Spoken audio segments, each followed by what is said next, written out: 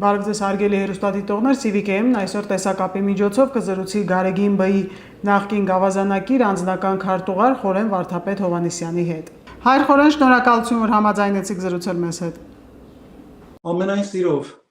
Վարչապետ Նիկոլ Փաշինյանը այսօր կրկին մի նոր գրառում է արել եւ գրել, որ եթե պարզվի, որ իրոք Գարեգին ԲԸ-ն խախտել է կուսակրոնության ուխտը եւ զավակ ունի, նա չի կարող լինել ամենայն հայոց կաթողիկոս, որովհետեւ խնդրո առարկա փաստի արկայության պահից նա չէր կարող լինել կուսակրոն քահանա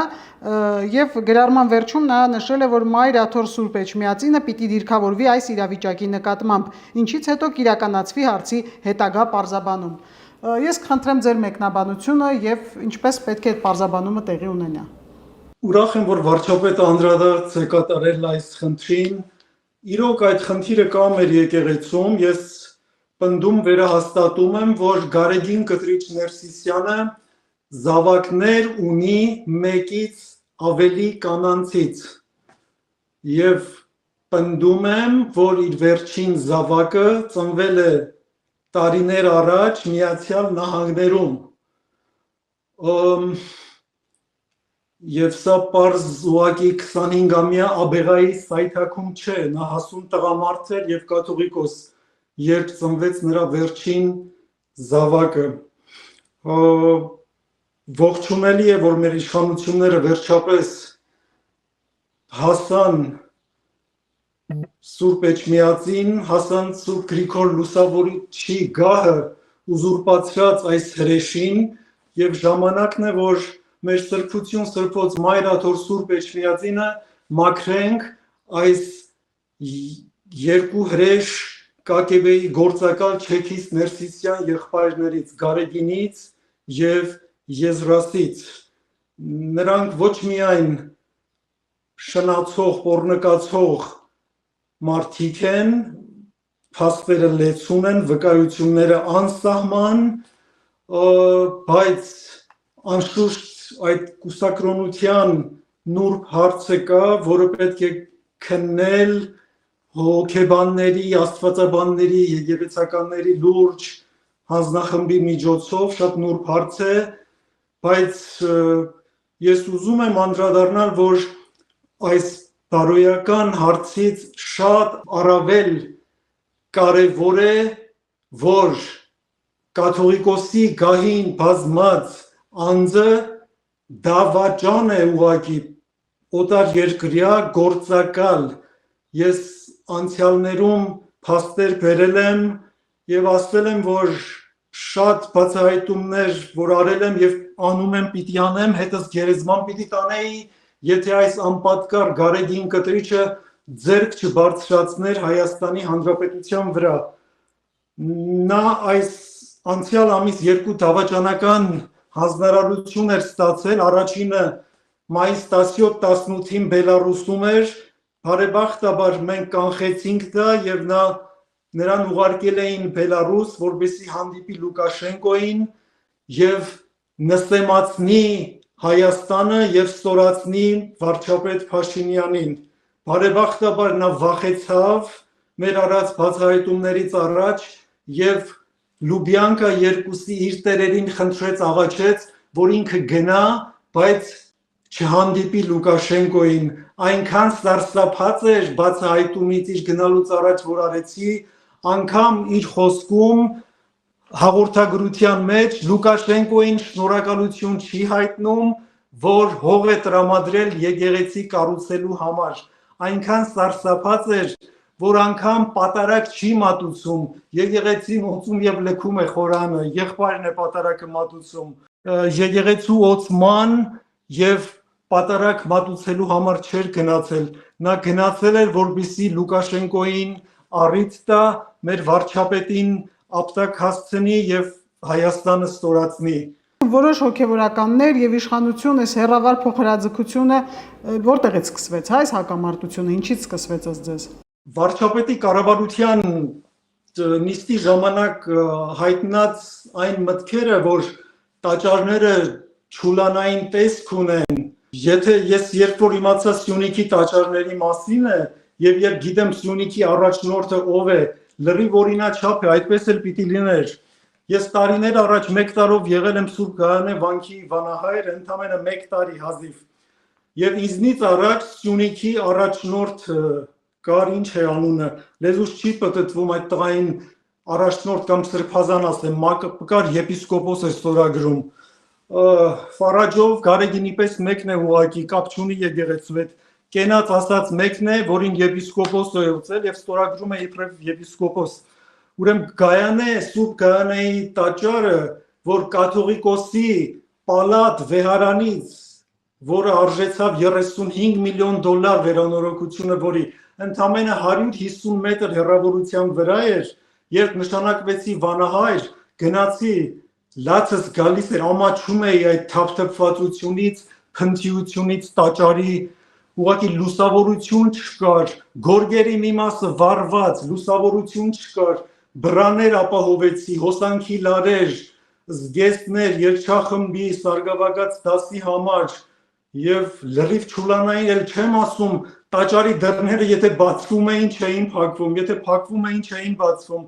էլ չեմ խոսում բակի վիճակի մասին, վանահոր գրասենյակի մասին, ես 1 տարում $22,000 նվիրատվություն ապահովեցի, նվիրյալ հայորդիների խնդրեցի, որ տաճարը այդ չուլանային վիճակից դուրս բերեն, ներսում բավականին գործ արեցինք, երբ անցել էի դրսին այլևս աքսորվեցի եւ այնտեղ ինձ շպահեց, եւ այս անպատկար սրբազանիկը Սյունիքի Մակար անունով, որ լեկտի փողոցային իր տիրակալի կաթողիկոսի բառապաշտարով հանդգնում է պատասխանել վարչապետին Հայաստանի ընտրված, 10 տարի առաջ ինձնից առաջ Գայանեում է եղել եւ մատը մատին չի տվել, միայն ապահովել է, որ կաթողիկոսի քարտուղար Տեր Ստիփան Գրիգորյան անունով մեկը կար, որ ամիսը մեկ գալիս էր գանձանակները բացելու, ապահովել է, որ նա գանձանակները տարիներով թալանի, չգիտեմ, երբ որ թալանում էր տերտերը կիսվում էր Գարեգինի հետ, թե չէ, բայց ես նրա ձեռքը բռնեցի եւ արգելեցի գանձանակը թալանել, իսկ սա 10 տարի այդ Մակար կոչվածի օրոք գանձանակը թալանում էր եւ կաթողիկոսի մոտ կամպեյն էր անում, սրան գովաբանում էր եւ վերջը այդ թալանած գումարներով դարձավ եպիսկոպոս եւ այս անամոթ եպիսկոպոսիկը Գարեգինը ուղղակի շանթահարված է, այս անգամ ոտքի է հանել ոչ միայն իր արքեպիսկոպոսներին, այլ նաեւ եպիսկոպոսիկներին Գուգարքից, Սյունիքից եւ վարչապետը ընդամենը մտահոգ հայ քրիստոնյայի հավատացյալի վերաբերմունք ցույց տվեց, որ չի կարող տաճարները այդ վիճակում լինել։ Ես որ տեսել եմ այդ առաջնորդ կոչվածից հետո Սուրբ Գայանեն ինչ վիճակում էր, լրիվ առանց տեսնելու հավատում վստահում եմ Փաշինյանի ասածին, նրա խնամք տարած եկեղեցին ինչ պիտի լինի այդ տղայի։ Հայր Խորեն, տարիներ շարունակ հասարակությունը շատ լավ իմացել է թե Գարեգին Բ-ի պահվածքի մասին, թե այլ հոգևորականների մասին, այսինքն այդ մասին բարձրաձայնվել է անընդհատ, իհարկե ոչ ամենայն մանրամասնությամբ, եւ հիմա երբ վարչապետը պարզ խոսում է գուցե մի քիչ սուր շեշտադրումներով, շատերը դա փորձում են շահարկել եւ ասել, որ վարչապետը հակաքրիստոնեական է, ժողովրդին հանում է եկեղեցու դեմ, ես կխնդրեմ ասեք արդյոք դա այդպես է, թե վերջապես եկել է ժամանակը, որ նաեւ եկեղեցին մաքրվի։ Գարեգինը եւ իր շուրջի մի քանի սրբապիղծներ հայելու գոյության մասին մոռացած հանդգնում են վարչապետին հայոյել եւ անգամ անիծել նրա զավակներին անչափահաս։ Ես վարչապետի փոխարեն այդ մի բառը թերևս չէի օգտագործի, բայց այս երբեք հարցակում չէ եկեղեցու վրա։ Վարչապետը շատ ավելի ներկայացնում է հայ եկեղեցին, քան այն սքեմավոր վեղարավորները, ովքեր հավաքագրված չեքիստներ եւ օտարերկրյա գործակալներ են, Գարեգինը, եղբայրը եւ իր շրջապատի մի քանի բարձրաստիճան հոգեվորականներ, նրանք ուղղակի կապ չունեն եկեղեցու հետ, նրանք ժամանակավոր զահեր են, զավթել են եւ շուտով մենք պիտի ազատագրենք, բայց ինչու այս մեծ աղմուկը բարձրացրեց հիմա Գարեգինը, ինչու կրակի վրա բենզին լցրեց, ուզում եմ այդ մասին խոսել, եթե թույլ կտաք,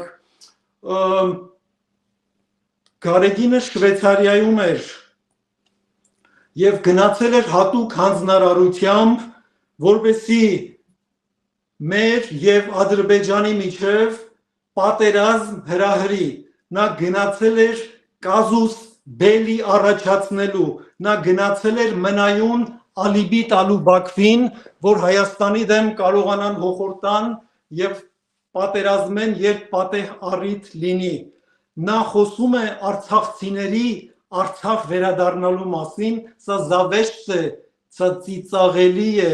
մի մարդ, ով մասնակցել է Արցախի հայաթափմանը, Գարեգինը ես ամենայն պատասխանատվությամբ ասում եմ, 2 ամիս առաջ հայտարարել եմ եւ զարմանում եմ, թե մեր իրավապահները ինչու այս հետքերով չեն գնում միջև հիմա։ Ինչպես կասեր Վահրամ Աթանեսյանը, Գարեգին կտրիչ Ներսիսյանը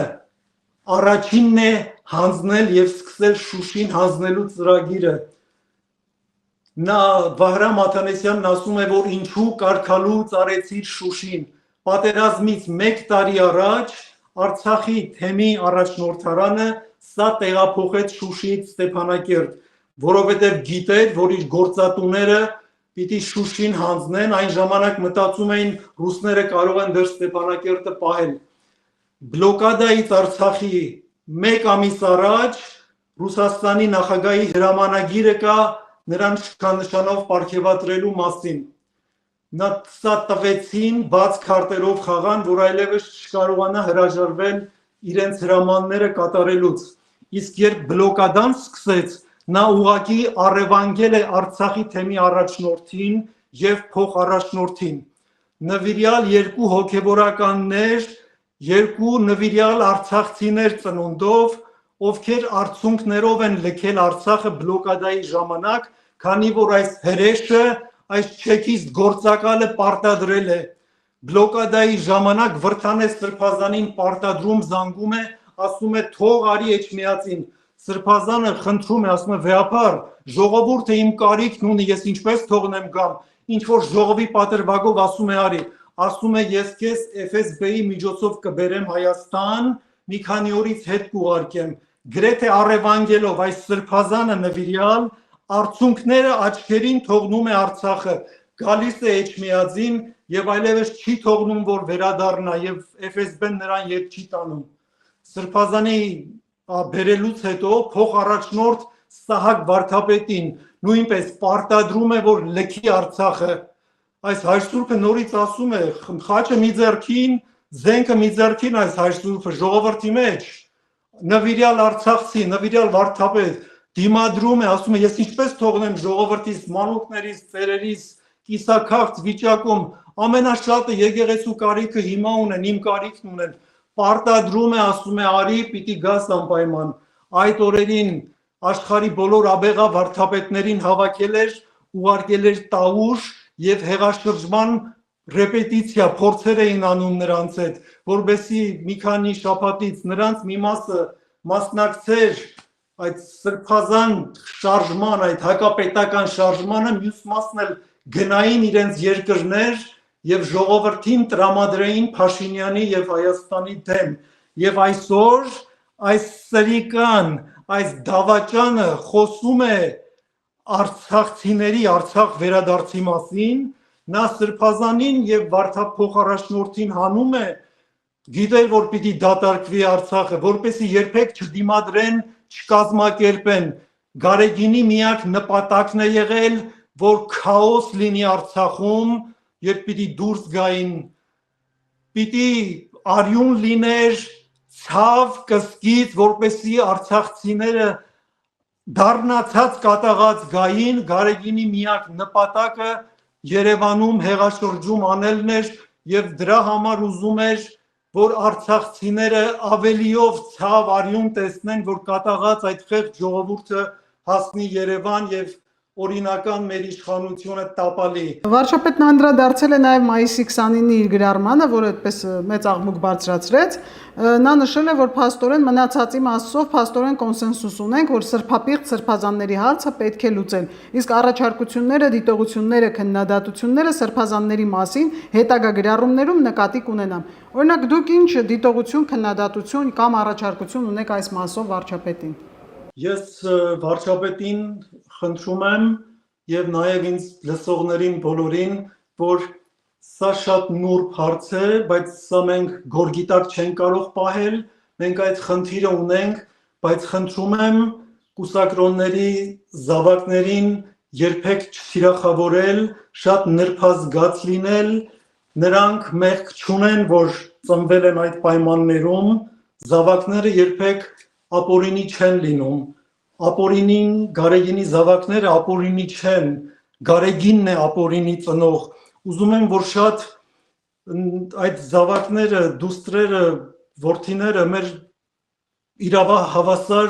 քաղաքացիներն են եւ կաթոլիկ աշխարհում Իռլանդիայում ինքնասպանություններ են եղել շատ, երբ չափահաս են դարել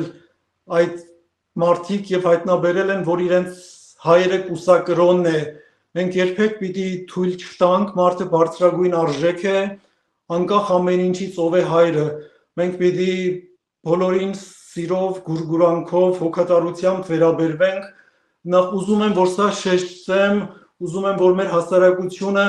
մարդասեր գտնվի եւ երբեք կուսակրոնների զավակները մեր հասարակության մեջ օտարված չզգան, շատ նուրբ հոգեբանական հարց է, առաջնայինը իմ համար սա է, ուզում եմ, որ այդ կուսակրոնների զավակները օտարված չլինեն, քանի որ մեր եղբայրներն են, մեր քույրերն են, մեր զավակներն են։ Վարչապետը իդեպ ասել էր, որ ամենայն հարգանքով բոլորի անձնական եւ ընտանեկան կյանքի գաղտնիության իրավունքի նկատմամբ, բայց ամենայն հայոց կաթողիկոսը չի կարող ունենալ այսպիսի անձնական կյանք։ Այսինքն այդ մասով այդուհանդերձ գրառում կատարվել էր։ Այո, ամենայն հայոց կաթողիկոս չէ, վարչապետը այնտեղ մի սխալ է արել։ Ես համարձակվում եմ վարչապետին ուղղել, դա ամենայն հայոց ամոթ է, պարոն վարչապետ, խնդրում եմ ճիշտ բառը գործածեք, ինչ ամենայն հայոց կաթողիկոս։ Ես կխնդրեմ նաև ասեք, ինչպես է հնարավոր հայ առաքելական եկեղեցում այդ բարեփոխումները անել, չգիտեմ, օրենքով կամ ըստ կանոնակարգի, ինչպես է դա հնարավոր։ Բարեփոխումների կարիք կա, այս կուսակրոնության հարցը միայն մեր եկեղեցում չէ հատուկ։ Ես մի օրինակ բերեմ, որպեսզի ձեր հետևորդները գաղափար կազմեն, թե իրականությունը ինչ է։ Տարիներ առաջ Վազգեն Վեհափարը Երուսաղեմի հայ պատրիարք Եղիշե Տերտերյանի հետ Մոսկվա է գնում մի ձեռնարկի մասնակցելու եւ ռուս մի միտրոպոլիտ Եղիշե Տերտերյան պատրիարքին թարգմանչի միջոցով նա ռուսերեն չի խոսում, ասում է այս կուսակրոնության խնդրի մասին ինչ եք մտածում, այս Եղիշե պատրիարքը ասում է այդ տխմարին ասա, որ մենք կուսակրոնության հարցը վաղուց ներքին կարգով լուծել ենք։ Առնվազն վերջին 50-70 տարիներին այսպիսի մթնոլորտի մեջ է եղել, բայց սա շատ նուրբ հարց է, պիտի հոգեբաններ, եկեղեցագետներ, աստվածաբաններ, պիտի լուրջ հանձնաժողով լինի, մտավորական հոգևորականներից, աշխարհականներից կազմված եւ բարեփոխումներ են պետք, բայց դա հնարավոր չէ այս կաթողիկոսի օրոք։ Սա պետք է օր առաջ լքի լուսավորչի գահը, սա ոչ միայն եկեղեցին է կործանել 25 տարի, ես 18-ի հեղափոխությունից հետո պարոն վարչապետին բաց նամակ ունեմ, ափսոս ձայնս այն ժամանակ լսելի չեղավ աղմուկի մեջ, ասել եմ, եթե Գարեգինը շարունակի մնալ կաթողիկոս, Էջմիածնի գահին հեղափոխությունը չի կարող հաջողվել,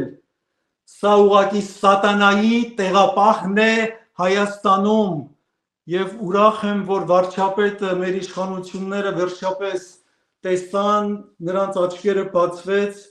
եւ շուտով վստահ եմ պիտի ազատագրենք մեր Սուրբ եկեղեցին, բայց ինչու Գարեգինը այսպես բուրըն արձագանքեց իր բոլոր արքեպիսկոպոսներին եւ եպիսկոպոսներին հանեց հրահանգեց, որ վարչապետի դեմ գրեն, նա ուզում է խլացնել, քողածածկույթի տակ առնել Շվեյցարիայի իր դավաճանական քայլը, ասում եմ, նա գնացել էր Շվեյցարիա, այդ համաժողովը կազմակերպել էր, որպեսզի կազուս բելի ստեղծի պատերազմի համար, նրա հանձնարարությունը դա էր, Ալիևը հրաժարվում է հարձակվել Հայաստանի վրա, Մոսկվայի հույսերը չի իրականացնում, հիմա սրան հանձնարարել են, որ արցախցիների մեջ սին հույսեր առաջացնի եւ Ալիևին ալիբի տա,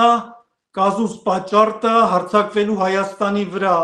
որպեսզի նա էլ կարող այստեղից ասեն արցախցիները պիտի վերադառնան, որ Ալիևն էլ հայտարարի, որ մեր տարածքային պահանջ ունի Հայաստանը մեր նկատմամբ եւ այդ արևմտյան Ադրբեջանի եւ 300,000 ադրբեջանցիների վերադարձը Հայաստան մնայուն դարձնի Բաքվի հաղորդագրությունների մեջ եւ հիմա նա փորձեց շեղել ծածկել Շվեյցարիան բավարար արձագանք չունեցավ դժբախտաբար, քանի որ լրատվականների մեծ մասը պատկանում է 5-րդ Շարասյանը եւ Շվեյցարիան ստվերի տակ մնաց, սա դավաճանական լուրջ քայլ էր, մի մարդ, ով մասնակցել է Արցախի հայաթափմանը, Գարեգինը, այսօր խոսում է արցախցիների վերադարձի մասին,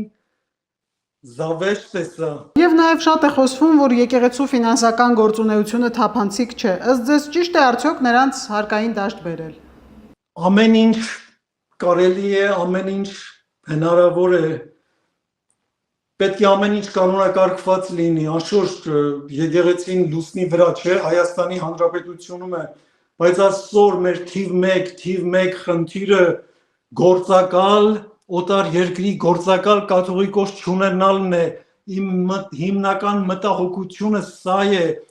սա ամեն օր նրա գահին մնալը վտանգ է, սպառնում է Հայաստանի ազգային անվտանգությանը, սա գործակալ լինելով նաև անբարոյականության մի գագաթնակետ է եւ նոր սերնդի հոգեվորականները նրան տեսնում են, ուղղակի թրենդային է փչացած լինելը, նրանից պոռնկություն է հոսում բուրում, շնություն է նրանից ճառագայթում, երիտասարդ սերնդին բավ է, որ ասենք եկեղեցին անկախ է պետությունից, պետությունը պարտավոր է, մեր ազգային անվտանգությունը պարտավոր է եկեղեցին փրկել Ներսիսյան եղբայրներից, Գարեգինից եւ Եզրասից, սրա պոռնկության եւ շնության մասին պատմությունները եւ վկայությունները չեն վերջանում, հյուսիս-արևելյան ցեղեր կան, որ յուրտաներում են ապրում, երբ նրանց տուն տղամարդ հյուր է գալիս, պատվելու մի նշան է, հյուրտաներում իրենց կանանց կամ աղջիկների հետ թողնում են, որ գիշեր են անկողինը տալիս են մտնել կանանց աղջիկների անկողին, սա երբ Վազգեն Վեհափարի հետ գնում է Ամերիկա, Մոսկվան դժվարությամբ է թույլատրում Վազգեն Վեհափարին այցելել Ամերիկայի թեմ, բայց երբ թույլատրում են, երկու պայման են տալիս, ասում են, որ այս Գարեգինին պիտի հետդ գավազանակիր տանես, աբեղայր, եւ պարտադիր քո հետ պիտի լինի Վաշինգտոնում Մոսկվայի դեսպանատան մի դիվանագետ եւ Գարեգինը միշտ հետդ պիտի լինեն։ Սրանք Վեհափարը Գարեգինի հետ մի քանի շաբաթ ապրում է ազգային բարերար Ալեք Մանուկյանի տանը, հայ բարեգործական ընդհանուր միության նախագահի։ Ալեք Մանուկյանը իր տան դռները բացում է այս սրիկայի ավազակի առաջ, իսկ ինքը բացում է Մանուկյանի դստեր ննջարանի դուռը, եկեղեցամեր բոլոր շրջանակները այս մասին գիտեն եւ վերջինիս փողերով կարողացավ գահը գնել, բայց քանի որ սատանայի տեղապահն է, այնքան բախտավոր էր, որ կաշառքի ամբողջ գումարը չտվեց, երբ գահը գնեց։ Շնորհակալություն։ Խնդրեմ Աստված օրհնի, պահի պահպանի Հայաստանը։ Հիշեցնեմ, որ մենք զրուցում էինք Գարեգին Բ-ի նախկին գավազանակիր անձնական քարտուղար Խորեն Վարդապետ Հովհաննիսյանի հետ։ Չմոռանաք հավանել տեսանյութը եւ բաժանորդագրվել Civic AM-ի YouTube-յան էջին։